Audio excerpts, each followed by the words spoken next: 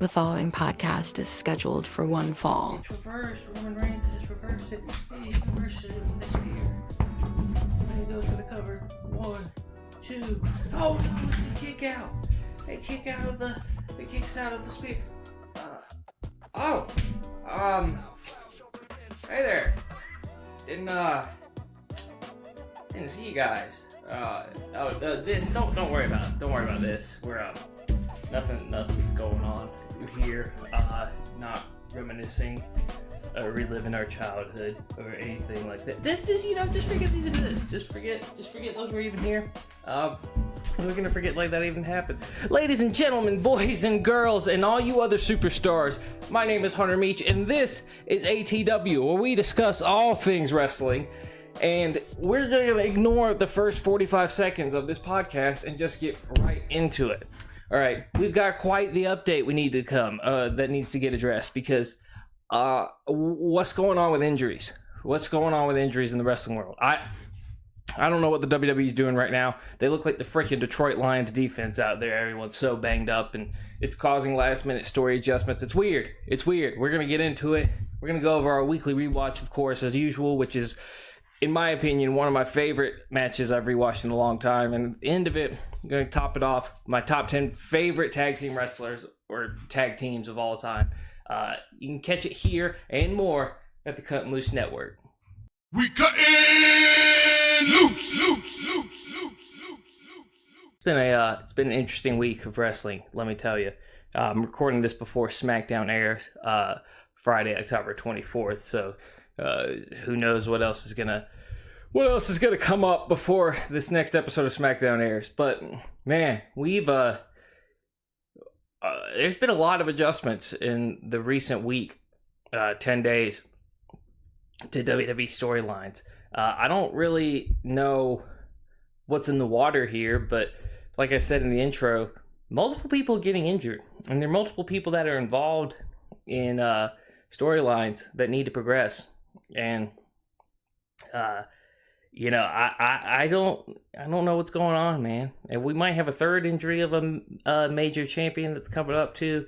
I'll address that in a little bit. Let's go back to SmackDown of last week. Weird ending to this SmackDown of a couple weeks ago. We started off, Cody addresses the crowd. He's Cody, he's normal. And basically, by the end of the match, we're supposed to have a match between Jacob Fatu and Drew McIntyre that's going to decide who the number one contender is for the WWE title. Now, I don't know what the original plan for who won this match was going to be. I would assume it'd probably be Drew McIntyre out of who knows, but maybe it wouldn't because it seems like the plan was to build Drew and Cody for Survivor Series, not Saturday Night Main Event. But a couple instances happened. We had this planned finish at the end, and then weirdly, after we go through the night of SmackDown, we have a backstage scene before the ending of it where Jacob Fatu is, he's injured. He was secretly attacked in the backstage area, and due to the secret attack, he's like laying on the ground. His teeth are messed up. He's effed up. He can't do anything. He can't compete. So then, to fill time, Cody goes back out and addresses the crowd like there's no match happening. And then Drew comes in demanding a title shot, and then Cody gets tired of his ish. So he straight up tells him, okay, you can have your title shot right now.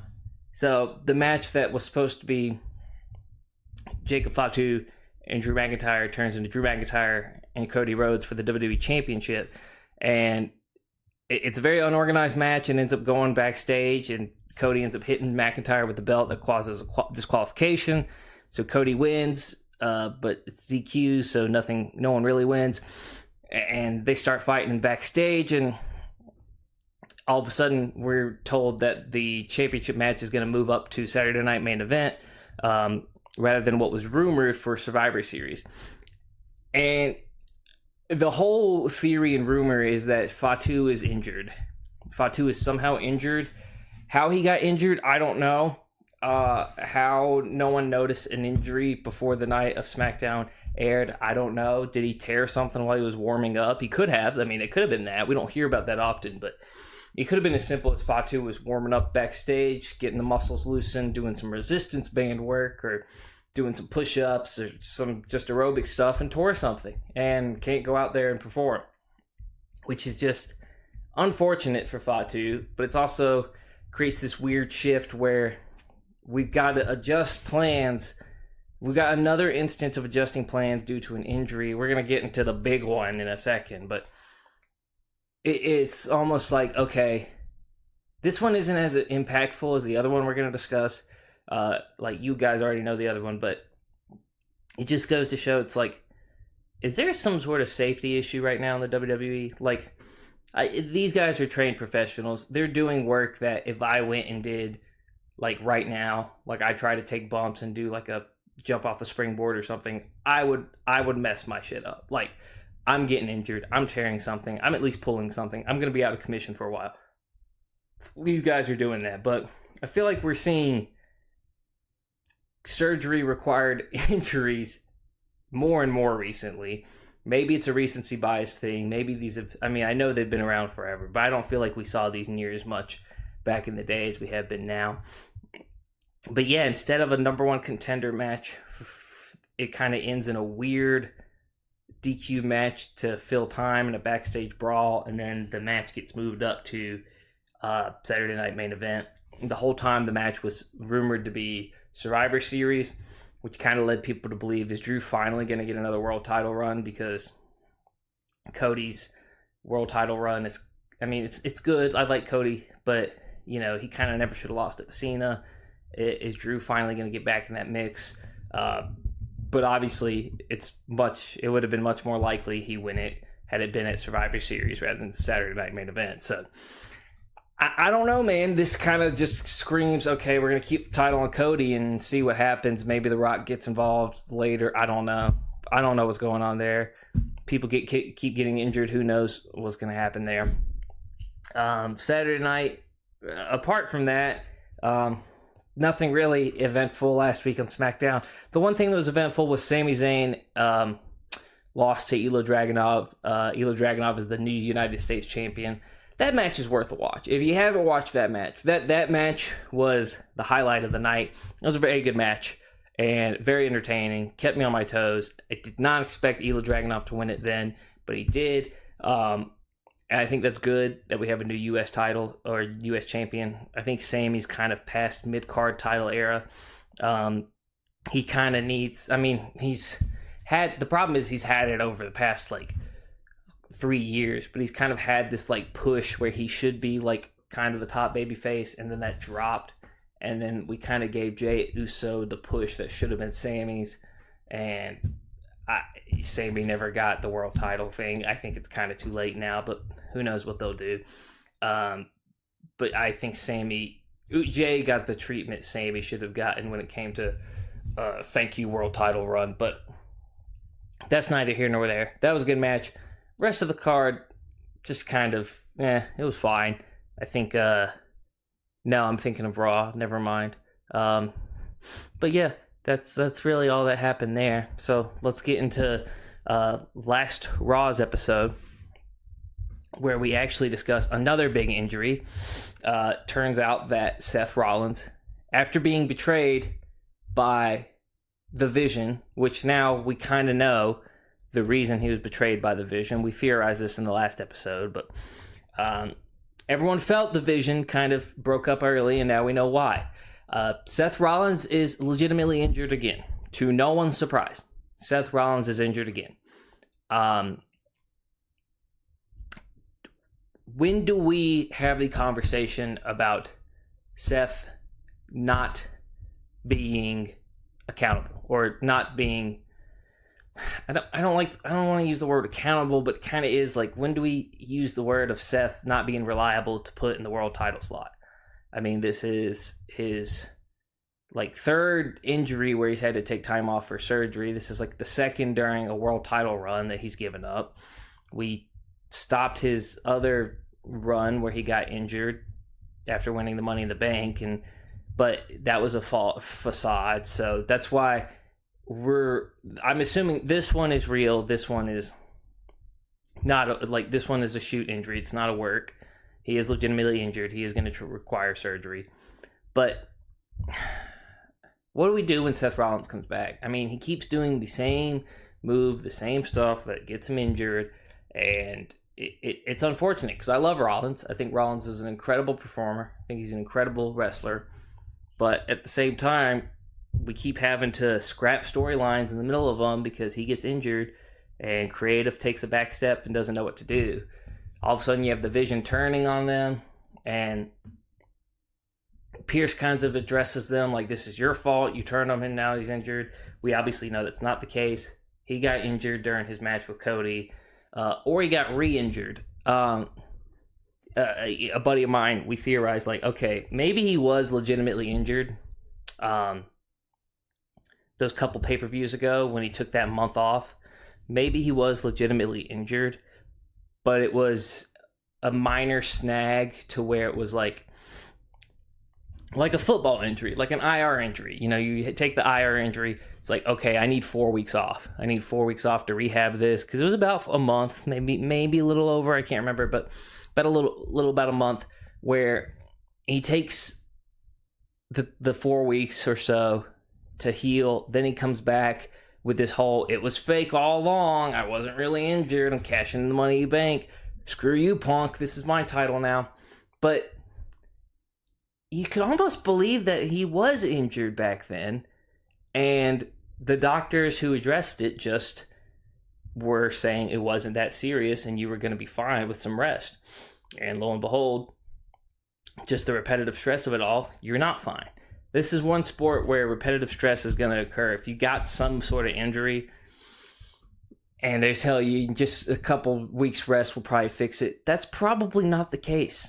You're probably going to mess your shit up beyond that at some point. So Pierce tells them, this is your fault. A division tells Bronson Reed and Braun Breaker, this is your fault. He's out. We're going to have to relinquish the title, and I'm going to need you to give it to me. To which Braun slowly grabs the mic and just tells Adam Pierce, he's like, say please. No please. To which then he says, please give me the title.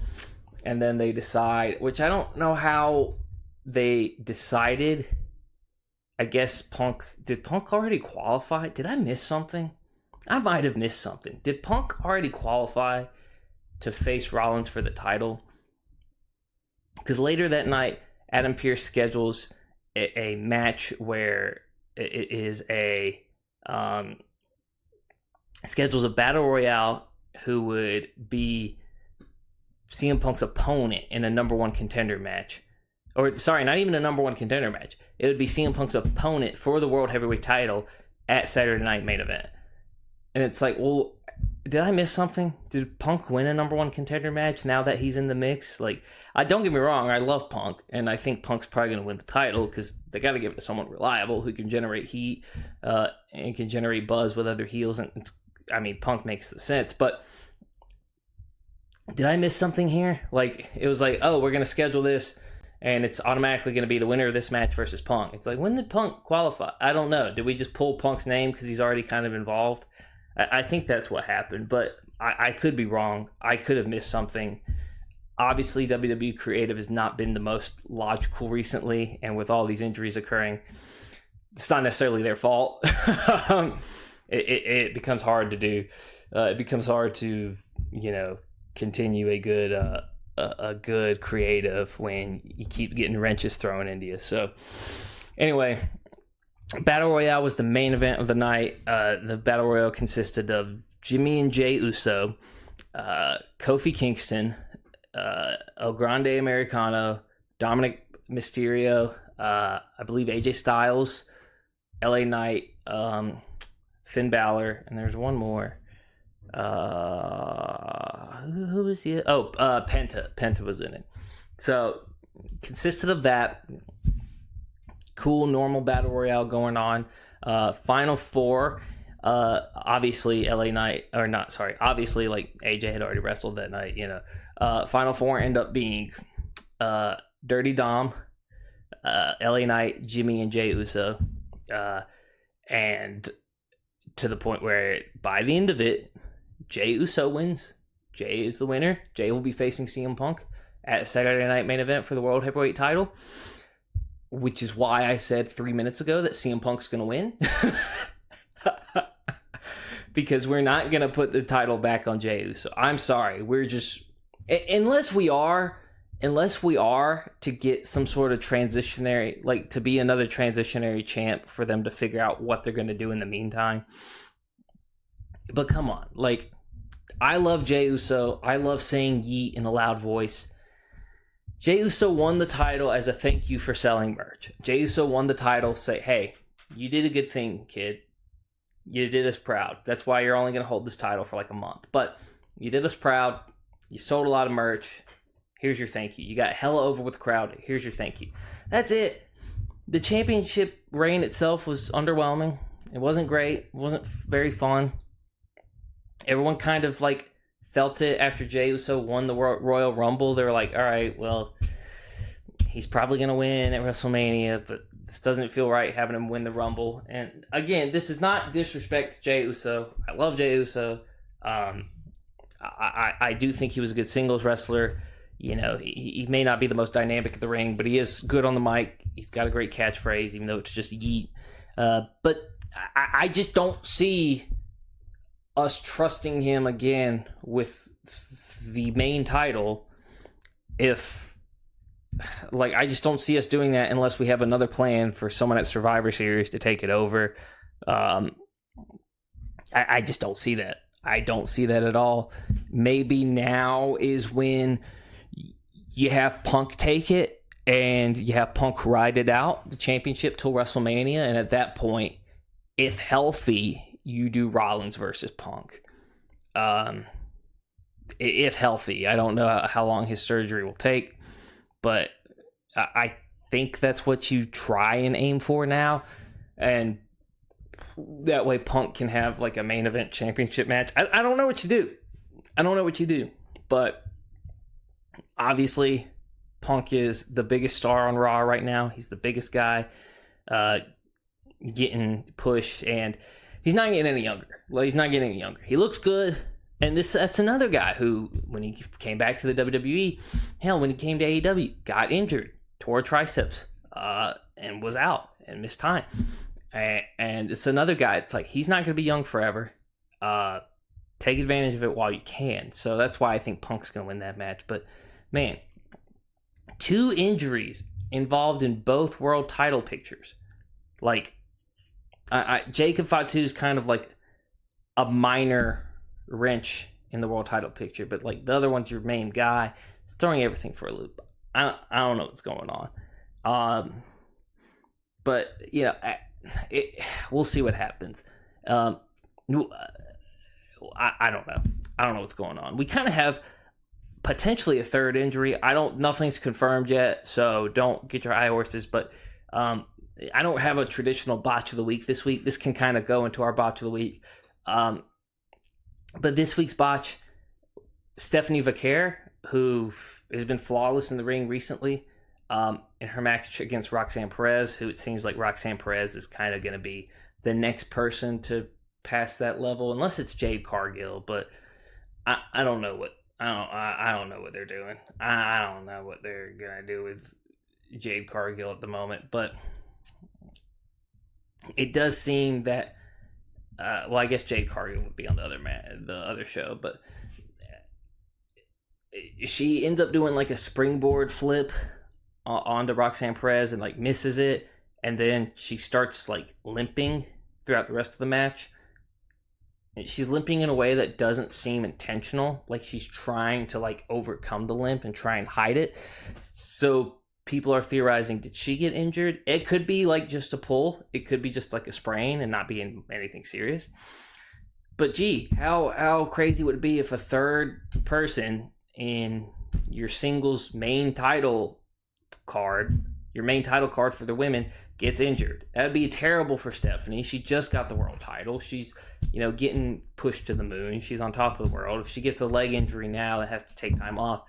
It's going to be terrible. And then I guess Roxanne Perez would probably be next in line to get that world title. I don't know who on Raw, who else would get it at the moment, but man, that's why I said at the beginning, what's going on? Like, I feel like I'm watching my team here. Like, I feel like I put my hat, no, wait, no, I didn't. It's right here. There we go. I feel like I should have that hat on. I feel like I'm watching our defense get banged up all over again.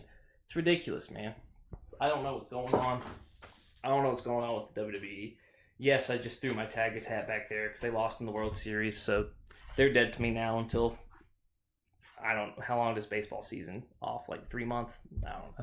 I don't know. But anyway, that's our week. Well, actually, we got one more thing to recap before we get into the next. And also, before we get in the recap, guys, question for you in the comments, because I don't have like a botch of the week this week, apart from Stephanie's botched move, which really didn't even look that botched. It was just she botched it and she got a leg injury.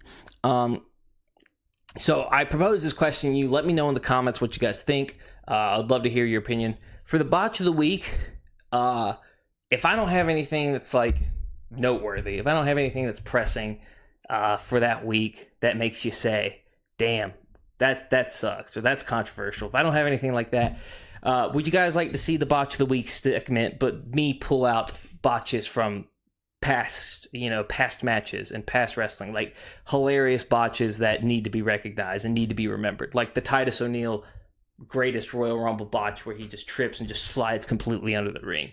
Because I think that could be a fun way to do a little quick segment to get out of the recap mode. But let me know what you guys think. Obviously, if anything is pressing, like the Ned Fulmer situation from last week, that would be what I cover in the Botch of the Week segment. But I don't have anything that, I don't have any tea. I don't have any toxic tea like that this week. So I didn't do a Botch of the Week segment. So let me know in the comments what you guys think about that. Last thing for the recap, because I do want to mention this because we talked about him last week and how amazed I was at his match. AJ Styles and Dragon Lee defeated the Los Americanos to win the tag titles, which now makes AJ Styles a Grand Slam champion. I tried to look it up. I don't think he was a Grand Slam champion already. I don't think he had the tag titles, because I think Gallows and Anderson had the tag titles while they were a stable, but I don't think he ever held them. And it just makes me happy to see AJ Styles reach Grand Champion level. It makes me happy to see WWE give him that honor, because he wasn't a WWE guy. He was a TNA guy who then became a New Japan guy. Was always a WWE reject, and then came over, and he's been kind of battling the mid-card area recently, and he's been kind of like on the back burner, and he's starting to get more push, especially with the TNA partnership. And I just love seeing AJ Styles involved, especially with the announcement that next year will be his last year. Love seeing him get this Grand Slam championship. Love seeing him involved, even if it's not a serious tag team that lasts several weeks. But just love seeing him get that win. The match was it was okay. I mean, AJ Styles looks amazing and everything. Dragon Lee looked good too, but you didn't miss much if you didn't see the match. But I am excited. Hopefully it'll lead to some pretty fire tag team matches. And I think this is perfect to recognize that at the end of this segment due to what my top 10 segment is going to be later. But that's it for our recap, man. Just a buttload of injuries and a buttload of uncertainty about what's going to come next. We're going to take a short break. When we come back and get into the weekly rewatch, this one's a great one. It's one of my all-time favorite of this gimmick match, so stay tuned for that.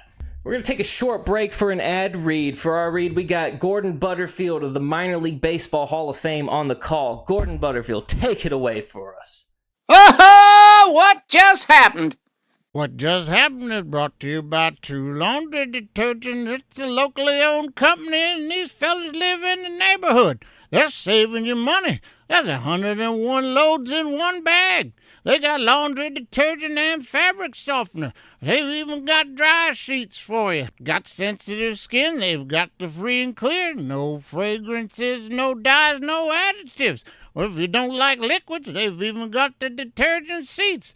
Just drop one in every load. There's 60 loads in that box. Just head on over to thetrueproducts.com for all your laundry needs. And don't forget to use your code CUTTINGLOOSE1 to get you 10% off your first order. That's True Laundry Detergent. It's Gordon approved. Oh, what just happened? Welcome back to Wee Paris for the final heat in the Indoor French Championships. And the man lining up behind the pole is none other than the favorite, Pasquale Larocque. They call him the Magic Man because once the pistol blows, poof, he's gone in a puff of smoke. A clean start. And there he goes, taking off on the heat. He'll start to pull away, and it looks like Larocque has done it again. Ha-ha! Alakazam! And just like Quibi, he disappeared immediately without any warning. Everybody's baffled. Well, let's try and take a closer look without revealing any industry secrets. We see as he crosses the finish line, everybody looks up to the clock for their times, and he disappears right through a trapdoor. Oh, David Copperfield. He leaves everybody scratching their heads. Even the finish line judge is trying to find out where he disappeared to. But like any sorcerer worth his salt, he'll never tell. Put him on the milk carton. He vanished into thin air. Oh, what just happened? Welcome back to ATW, where we discuss all things wrestling. This week's weekly rewatch, man, it's great. We love this match. We love this match. This is the one match, I said last week, I'm tired of having matches that have to have pay-per-views named after them. This is the one exception, okay? I'm tired of Hell in a Cell pay-per-views being the only place we can have Hell in a Cell matches. Tired of Royal Rumble, or tired of Elimination Chambers pay-per-views being where we have those. Tired of freaking TLC being where we have those. Royal Rumble is the exception, of course. Royal Rumble match, it's a tradition, and it's always great to watch. It's always fun to watch. And for our weekly rewatch, we got the 2007 Royal Rumble match, which is probably my favorite Royal Rumble match because it's the first one I watched live. I didn't get to watch a lot of pay-per-views live at a young age. This was the first one I watched live, and oh my God, I was hype. And it's a great pay-per-view nonetheless. It actually does a great job at long-term story setup at the end of it. If you've seen the match, you already know. If you haven't seen it, I think this is the best Royal Rumble match. Some people would argue like 99, 2001. The one of those where Kane eliminated like 12 people. One of the Austin ones would be better. Some people would say like 2004, where Benoit won it from the number one spot, and the match lasted like over an hour. Some people may say 2025 when Jey Uso won it. No, I'm kidding. I'm kidding. But this is my favorite. This is my favorite match of the Royal Rumble series. It was 57 minutes of just nonstop fun. You have some of like my favorite childhood wrestlers in here. I mean, this was my era. This is when I was in deep. So you got guys like you got plenty of like Ruthless Aggression stars in here. You got guys like MVP. Chavo Guerrero, Finlay is in here. Fit Finlay is in here. You got Bobby Lashley tearing it up in here. You got guys like Super Crazy making an appearance. I think Psychosis made an appearance. I'm not sure. You've got obviously your stars like CM Punk was in this match. You've got, but not quite stars yet. Your future stars. Stars at the time too. Randy Orton was in the match. Edge was in the match. Cena was not in the match because he was champion at the time. But yeah, you just got so much fun going on in this match. In fact, one of the best, he wasn't really a guest entrance because ECW was allowed in that one, but one of the best entrances of all time, Sandman. When the Sandman entered, because he didn't enter from the runway, he entered from the stands like normal. It was awesome. He's got the beer can, he's smashing it on his head, and he's just pouring it all over his head. He's got the kendo stick, and he just waltzes through the crowd, walks in, he just starts whacking people with a kendo stick, and he's just shouting, he's like just loving life. And then Booker T immediately eliminates him. He's in there for like 9 seconds. Oh man, that's one of my favorite moments. It's not the quickest elimination. It's close to it. It's not like Santino Marella when he went in and it was immediately thrown out, but it's one of my favorites because of how hyped he was and how hyped some of the crowd was to see him and how just quickly the hype died. It was just fantastic. One of the fun parts in this match is the Great Khali comes out at number 29, and this is when we're trying to push the Great Khali, and obviously that he won a world title, but obviously Khali wasn't very dynamic in the ring. He wasn't very sophisticated on the mic. Khali sucked. Khali sucked. I've heard he's the nicest guy on earth, but Khali sucked. But he was being billed as like the new monster, and he was the literally biggest guy in the ring that time. So he comes in at 29. He's just doing that headbutt thing to everyone. You got people overselling it. Michaels oversells it. Edge might have been out of the ring when he rolled under, but Orton's overselling it. You got guys, everyone's overselling it to the point where he headbutts everyone in the ring. There's probably 9 people in the ring still that are not him. And he headbutts every single one of them to the point where it is just a graveyard of bodies. And he's just like, does the scream, and he's like celebrating. And you just hear like, JR and Jerry the King Lawler are like, who can stop this guy? No one can stop him. As the clocks count down to number 30, it's like, because number 30's never won before, so I mean, we're probably looking at our winner. No one can stop this guy. Who on earth can stop the Great Khali? Buzzer goes off, lights go out, you hear the gong, and out comes Undertaker. Out comes Prime 2007 Phenom Undertaker. He doesn't even have the trench coat, the hat. He's ready in the singlet. He's ready to whip ass. He goes in there. He just starts going old school and just fucking laying it down to the Great Khali, laying it up to him. He's not taking no for an answer. Gets him against the rope, hits him with the big boot, which is super hard because, I mean, Taker's tall, but Khali's 7'3". Gets him against the rope, just clotheslines him multiple times until Taker alone eliminates the Great Khali. Everyone's hyped, obviously. They start eliminating other people to the point where the last 4 are Undertaker, Shawn Michaels, and then Rated RKO, Edge and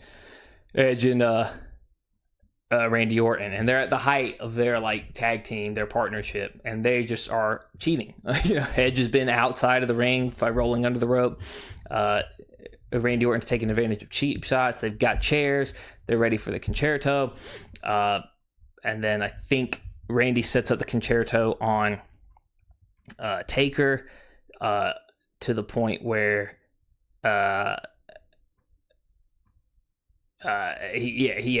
is it Taker? Yes, it's Taker. He sets up the concerto on Taker. He's about to hit it, but you see Edge ready for that opportunity in the corner, just like, come to me, because I'm going to hit you with a spear, and then I'm going to take advantage of this win, because these two are knocked out. It's time for me to do it. And then he starts to run to him. Randy turns around, sees it, just gets super pissed. It's just like, what the hell, dude? What the hell are you doing? Like, what are you doing? They're still here. It's like, this is not what we agreed to. And Edge is like, I'm sorry. I'm sorry. I didn't mean to. And Randy getting pissed at him, and Edge is like, no, it wasn't what it looked like. I just thought, and then out of nowhere, boom, super kick to Edge, knocks him out of the ring. Randy tries to attack Michaels, super kicks him out of the ring. Michaels falls down. It's just Michaels and Taker down.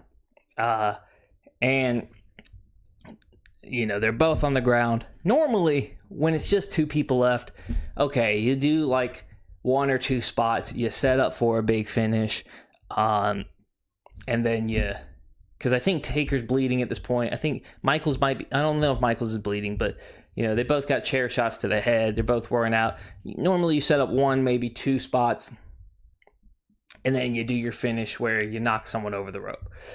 They proceeded to have a 7-minute match, which is already crazy in a match that's gone 50 minutes already. They proceed to say, nah, we're going to work. Michaels does a kip up. Taker does that rise up. And then they just go to work. They're fighting each other. They're trying to get each other out of the ring. But, Taker will try and, throw Michaels out. Michaels will reverse it. Same thing with Michaels doing it to Taker. It gets to the point where Taker tries to hit a tombstone. Michaels gets off and hits him with the super kick. Michaels gets ready, get Taker out. And then Taker ends up hitting him with a tombstone. And they're both out. And you got JR and King just freaking out because they're like, they're not going to win this way. What are they doing? They're not going to win this way, which is true. But also, they're putting on a performance. They are showing everyone, like, hey, we're the two best workers in the industry. That's why we made it to the final two, and we're going to give the guys a show. And it's just a great back and forth for 7 minutes between the two before finally Michael sets him up to be super kicked out of the ring. And he goes to hit it, and Taker ducks down a little, raises his leg, and lifts him over the rope. And then that's it. You got your winner. For the first time in history, entry number 30 has won the Royal Rumble. And also for the first time ever, The Undertaker has won the Royal Rumble, which is great because this was 2007. I don't think Taker had a world title since like 2001 or 2 maybe. So it's been a hiatus. It's been a minute. And he's at that point in his career. He was like, I'm in my 40s, but I'm at the top of my game right now. I'm trying to show I can still be with the Young Bucks and still work and still be considered one of the GOATs. And he did, man. He did. And not only did it cement Taker then taking on Batista at WrestleMania for his title, it also set up this good storyline between what would inevitably be the Michaels versus Taker 2-year rivalry, because then 2 years later, Michaels would end up challenging Taker to WrestleMania, and then Taker wins that one, and then Michaels gets this obsession because he just can't get the upper hand on Taker, and couldn't do it in the Royal Rumble, couldn't do it in this match, and couldn't win that Royal Rumble to get an opportunity at him again because he was the champ. Ends up costing him the title at that following Elimination Chamber, and it's like, dude, this was like, by the time it ends in 2011, 2010, that's 4 years in the making, dog. Like, they planned this here. They developed that storyline that would go on to 2010 in January 2007. And talk about long-term storytelling. Obviously, Michaels and Taker are great at that. And they just had great chemistry in the ring. Beautiful, beautiful match. My favorite Royal Rumble ever. Feel free to let me know what your favorite Royal Rumble is in the comments below. But, man, if you haven't seen the 2007 one, I highly recommend it. There are some great parts to it. The last like 10 minutes is amazing, especially with the drama between Rated RKO and Takers and Michaels. Like, that's it. That's almost worth it in and of itself. But the rest of the match is amazing, too. Not to mention, it would also set up Michaels to have his feud with John Cena for the WWE Championship for the next couple months, which I think WWE actually got the booking wrong for it. I think Michael should have won at WrestleMania, but that's neither here nor there. I'm not a writer. I don't get paid for my opinions, so I just get paid to tell jokes on stage. So we'll leave it at that. That's going to be it for the weekly rewatch, everyone. We'll take another short break. When we come back, I got a special one for you guys. It's going to be our top 10 favorite wrestling tag teams of all time, so stay tuned for it.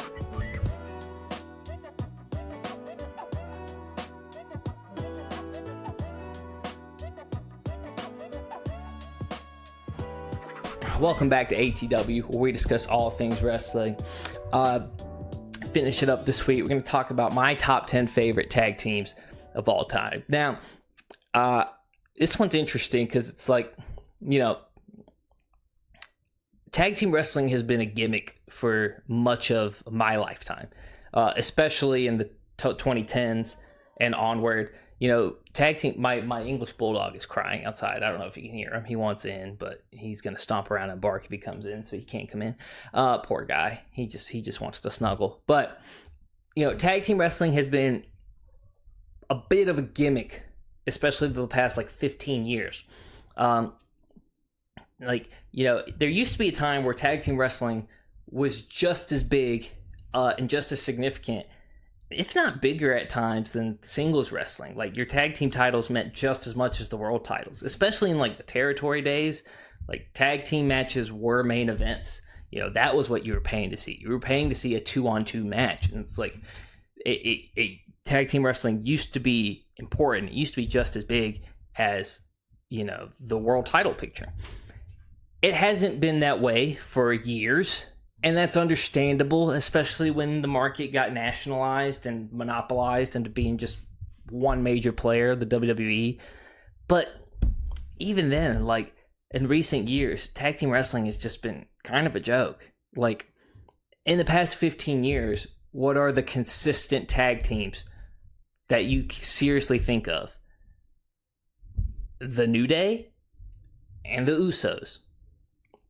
That's literally it. Sure, you've had tag teams come and go and develop. Like, you got like Team Hell No, like with Kane and Kane and Daniel Bryan. You had like people come in, but like you've had people establish tag teams that were fun, but that's not really like, it's not like what they were there for. It's not like they were tag team wrestlers. They just formed a tag team. It's not like that was their thing. So yeah, and then it seems like the WWE's tried to do better recently, and they kind of have with guys like the Viking Raiders, guys like the White Six,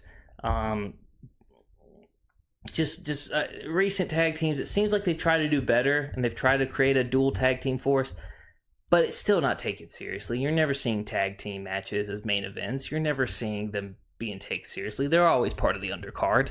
They're just not as entertaining to watch anymore. They're not as important. And it's sad, because there used to be a time where tag team wrestling was just as important. And it's unfortunate. No one's been able to kind of like recreate that vibe, though, that level of tag team wrestling since like the territories and the early nationalized wrestling days. And it's unfortunate, because tag team matches could be hella fun. And I wish it was had more. But having said that, we've had a lot of great tag teams over the years. I've limited it to 10.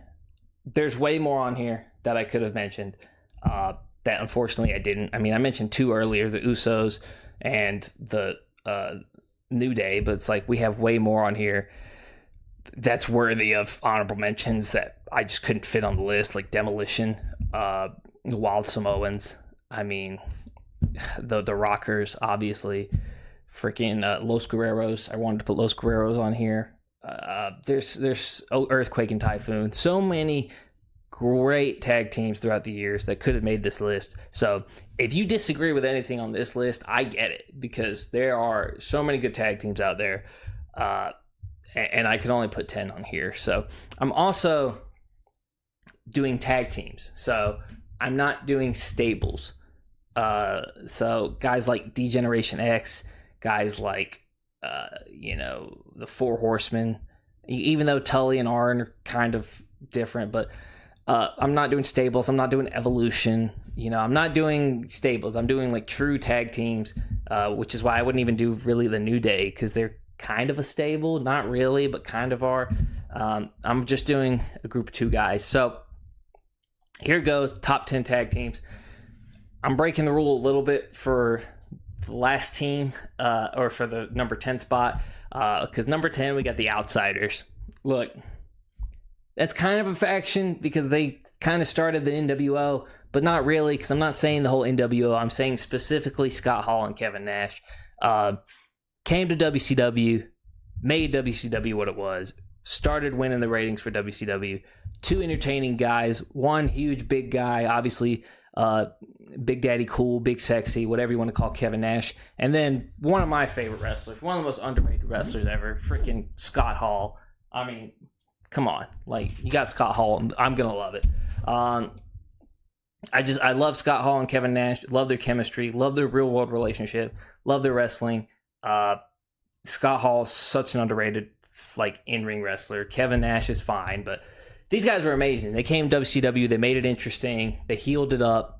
The whole like WCW invasion, they basically allowed for what the NWO was. But they were important. They were an important tag team in WCW. They helped further that division and helped kind of capitalize on its lacking at the time. And I love these guys to death. Again, I know it's not a stable, but it almost is a stable. But screw you, I'd be remiss not to put the Outsiders on here. At number 9, all right, I've got one of the best tag teams ever. If you don't agree, that's probably just because you've never seen them wrestle. But we got Mid-South Territory Wrestling legends here. We got the Rock and Roll Express, okay? Ricky, with guys like Ron Gibson and Ricky Morton.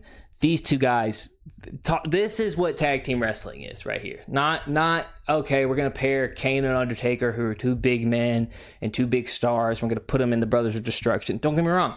Love the Brothers of Destruction. That's not what tag team wrestling is. This is tag team wrestling, guys. This is back when people paid to see them in Mid-South Wrestling. You were paying to see them main event. You were paying to see them in a tornado tag match and cage matches.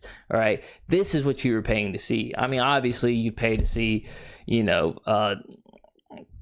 pay to see Lawler defend the title. But these guys were amazing. Rock and Roll Express. If you haven't seen any Rock and Roll Express matches, you need to. Like, I'm not kidding when I say this is probably one of the best tag teams ever. And they lived the gimmick too, man. They got the same hair they do now. Ricky Morton still got that freaking blonde, weird, like wig-like hair, man. It's awesome. I love it. I love the Rock and Roll Express.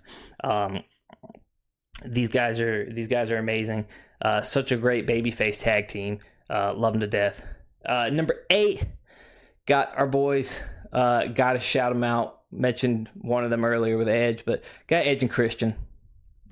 If you don't like Edge and Christian, you don't like tag team wrestling. That's it. That's all it is. Look, both these guys became big in their own right, more so Edge than Christian, but obviously both of them have been world champs. But they started at tag team wrestlers, and they became tag team wrestlers. They entered the business together. They were tag team wrestlers before they both got to the WWE. Edge and Christian, such an entertaining, goofy tag team where they were just goofballs, but they were great in the ring. They had great chemistry, obviously, and these were guys who you just freaking love to watch. You love watching them. You love cheering for them. You love their goofy little outfits. You love the "You Think You Know Me" with the little slow beat that eventually led to the intro for the Alter Bridge song. But man, I Edge and Christian, great tag team. Freaking love those guys. Led to some of the best TLC matches ever. Speaking of best TLC matches ever, we'll go ahead and transfer to number 7, which is the table experts themselves. Devon, get the tables. That's the Dudley Boys. Man, gotta love the Dudley Boys. Talk about a transcendent tag team. This is a fun tag team because they saw where they were going in WWE. They left WWE. They picked back up in TNA to redo their tag team there. And then things kind of like went different. They did the whole main event Mafia stable, Bubba Ray did, but then they came back to the WWE, but they had some New Japan time. But the Dudley Boys, great chemistry, great in-ring psychology. Again, was at that edge of the era, like with Edge and Christian, where tag team wrestling was on the rise. And it was still kind of seen as fun and still seen as like worth watching. Wasn't irrelevant yet, and I thank guys like the Dudley Boys and Edge and Christian for keeping that going. And it helped that they were both in WWE at the same time. They had great matches with each other, great chemistry with each other. Of course, they had great chemistry with other tag teams here that we'll come to mention. But, man, these guys, love them to death. Love the what up and everything they've got going on. Dudley Boys coming in at our number 7 spot. Number 6, we're going to take it back to WCW. If you paid attention to the past episodes of ATW, you know how much I love this wrestler. So lo and behold, of course, I'm going to love the tag team with him and his brother. I'm talking about Booker T and Stevie Ray, Harlem Heat, Hulk Hogan. We coming for you. We'll let Booker T finish that statement. But no, Harlem Heat, an extremely important tag team in WCW. I mean, I don't know how many title reigns they had. I know it was a lot. But like I was saying before, they were one of those tag teams that helped keep tag team wrestling relevant in WCW and kept it, popping. And it helped, obviously, bolster Booker T into this world of, like, superstardom, into this, like, the world title picture because of how great of a tag team they were and how much they drew as tag team partners and as a tag team champion.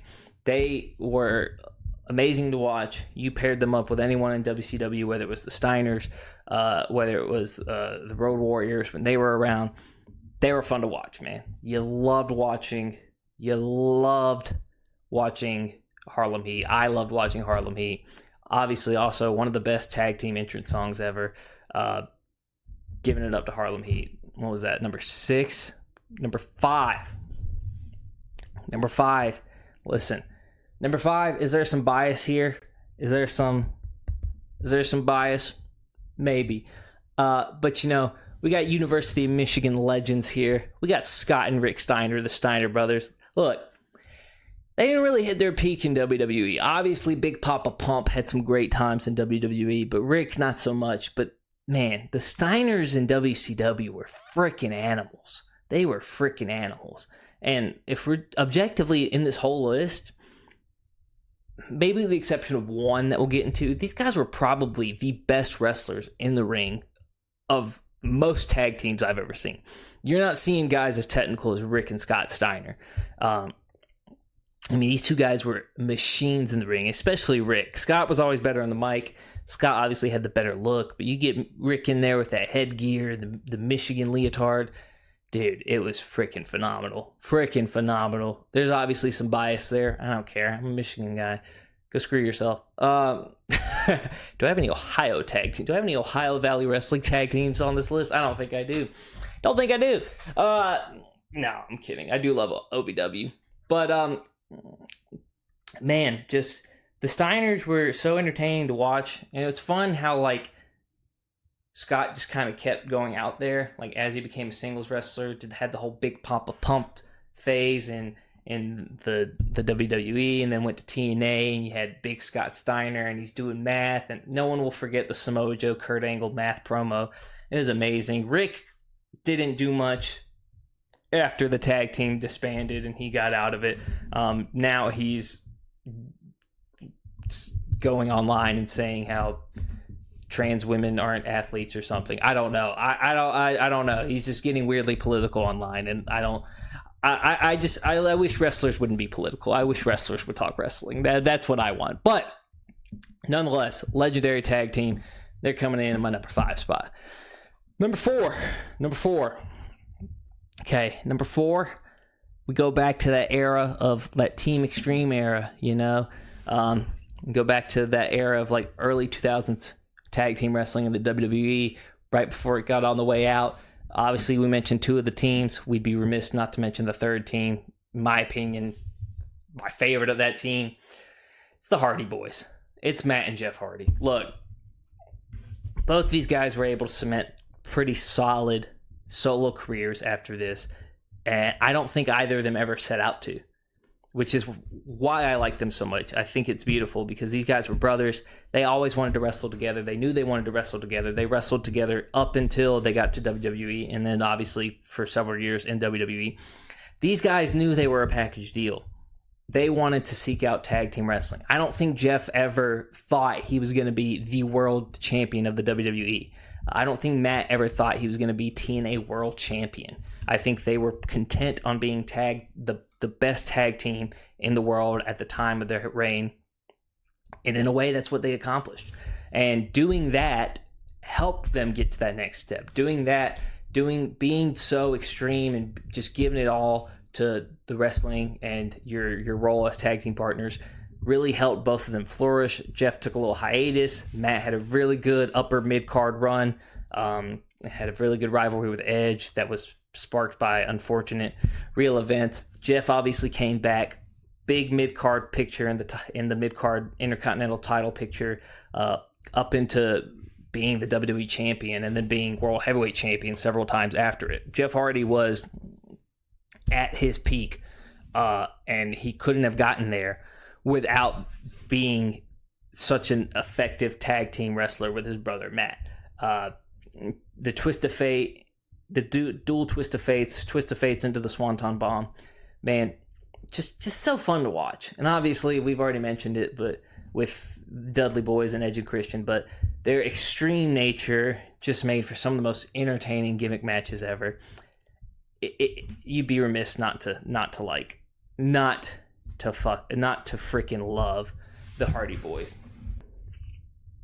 These next three, I think, are objectively the top three. I do. I think they're objectively the top three. Whatever order you want to put them in, that's fine. Because I'm probably not going to put them in the order most people would agree with, and that's fine. But I think, objectively speaking, these are the top three tag teams. If you disagree with me, I'd love to hear your top three in the comments, but I'm telling you, I think these are the best tag teams ever. When you think of tag team wrestling, you usually think of one of these three teams. And so coming in at my number 3 spot, if you paid attention to past episodes, especially when I talked about the managers, you know how much I love Jim Cornette. And Jim Cornette wouldn't be Jim Cornette if it wasn't for this boys. I'm talking about the Midnight Express. The Midnight Express. Whatever iteration you want to give, I don't care. I'm speaking specifically of the team of Bobby Eaton and Dennis Condrey, but you want to throw Stan Lane in the mix? Great. You want to throw Randy Rose in the mix? Great. I mean, the Midnight Express, while managed by Jim Cornette, just amazing. Such a great heel tag team, great heel management, great chemistry. And this is back when wrestling was wrestling. This is back when tag team wrestling was sought after. I mean, these guys ran Mid-South. Like, these guys were everywhere in the Mid-South territories, along with Corny. And man, these were guys who generated heat. You hated seeing these guys succeed, but I love it as a wrestling fan. This is one that the younger generation, again, like the Rock and Roll Express, may not be as aware of. But if you haven't looked into the Midnight Express, you need to watch them. You need to go back and watch their matches, because oh my God, they are amazing matches. If you want to watch amazing tag team wrestling, you want to watch amazing tag team psychology, no one really gets it as well as these guys, in my opinion. I could even say objectively they may be the best tag team of all time. Maybe with exception for the next one. Maybe with exception of the next one. But in terms of in-ring performance, I think these guys are amazing.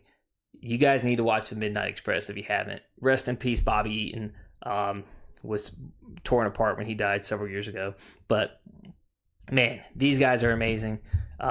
Watch some territory wrestling, everyone. Watch some early Mid-South, some Memphis, some WWF, some Florida Championship Wrestling. Watch some of that, guys. You're going to love it, because it's so entertaining to watch all the old guys and be stars in their own little respective territories and just put on bangers of matches. It also is nice not seeing tropes done every single match. That's also very nice. Yeah, Midnight Express, my number 3 spot. Number 2, this was hard because I think when you think of tag team wrestling, I think of, in any generation, when you think of tag team wrestling, if you stop and just think of tag team wrestling, you picture these two. You picture this tag team. Objectively speaking, they're probably the best tag team of all time. I just have them in my number 2 because of personal preference for the number 1 spot. But I mean, it's the Road Warriors / Legion of Doom. Come on, guys. Like, when you think of tag team wrestling, you think of this picture. You think of Animal and Hawk, face painted, the football pads with the spikes. That's what you think of, and you should, because this is a true tag team. This is a true tag team. These are two guys, much like the Midnight Express, much like the Rock and Roll Express. These are guys who were a tag team and stayed a tag team. They had no interest of being anything else but tag team wrestlers and being dominant tag team wrestlers at that. And holy hell, were they dominant. Oh my God. Going back and watching Road Warriors and Legion of Doom matches, It's always so fun. It's so fun because we don't have tag teams like this anymore. We don't have tag teams where their sole purpose is to be a tag team and be a dominant tag team and dominate other tag teams. Like, even with the New Day, like, we had it for a while, but eventually it became about Kofi winning the title, which was great. I love Kofi Mania.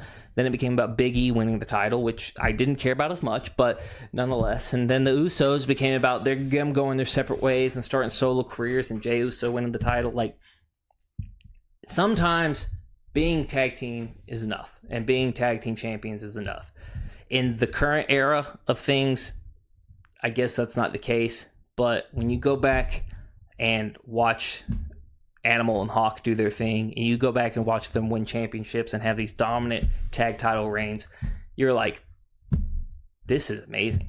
This is amazing. Forget whatever the WCW championship picture looks like. I want to see what happens with these guys. I think, that this is one of like the last great and true tag teams. No disrespect to any of the prior ones I mentioned who would have come after that, like the Dudleys, like the Hardys. But again, I think this is the last time we saw a tag team whose sole purpose would be a dominant tag team. And I love the Legion of Doom for that. So Road Warriors, Legion of Doom, number 2. And then number 1, for me, man, I know I just said, like, sometimes tag team wrestling is enough. But this guy had a huge singles career, but I love him so much. I love both these guys, but again, if you paid attention to prior episodes, this guy's in my like top 5 favorite wrestlers of all time. It's the Hart Foundation. It's the Hart Foundation. I love the Hart Foundation. I love Bret Hart. I love Jim the Anvil Neidhart, and I love those two together, man. I freaking love the Hart Foundation. This is one where I'm like, I love them as a tag team just as much as I love Bret on his own. Because both of these guys were amazing in ring. Both of these guys were amazing, technical, proficient guys. And Jim Neidhart, obviously, much bigger, burlier, can throw guys around, but still technically proficient. They obviously both trained in Stu Hart's dungeon. Brother-in-law, so they're bound by, real life love. These guys just worked, man. They worked, whether they were going against the Rockers, whether they were going against whoever. It didn't matter. These guys, you bought these guys. Whether they were heels, being managed by Jimmy Hart, whether they were baby faces, it didn't matter. Rock and Roll Express was great. Not the Rock and Roll Express. Jesus, what am I doing? Rock and Roll Express was good. That's why they're number 9. But the Hart Foundation, amazing. And no, I'm not tripping up because I get it. Hart Foundation eventually became a stable, but they weren't always a stable. They were a tag team first, all right? They were a tag team way before Owen and British Bulldog and Brian Pillman got involved.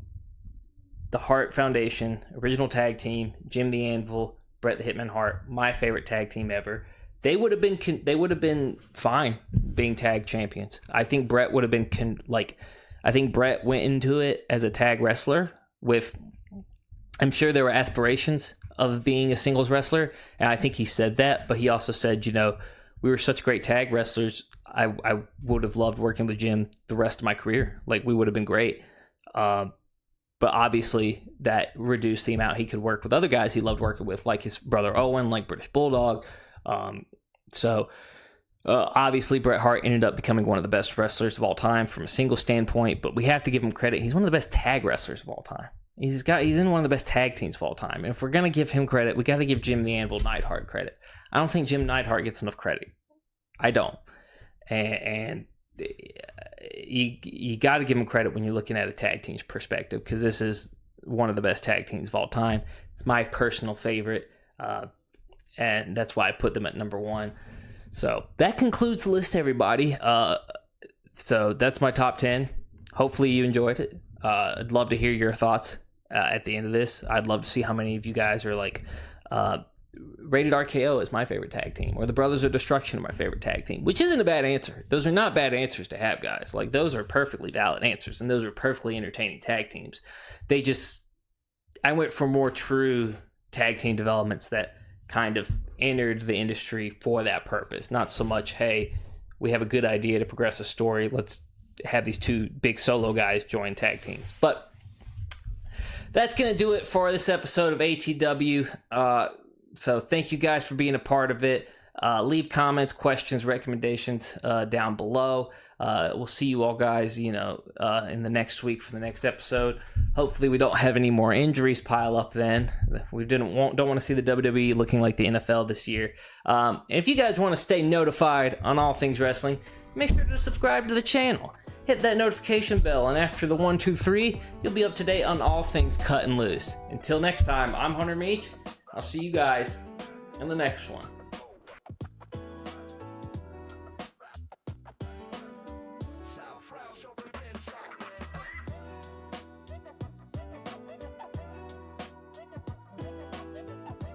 We cutting loose.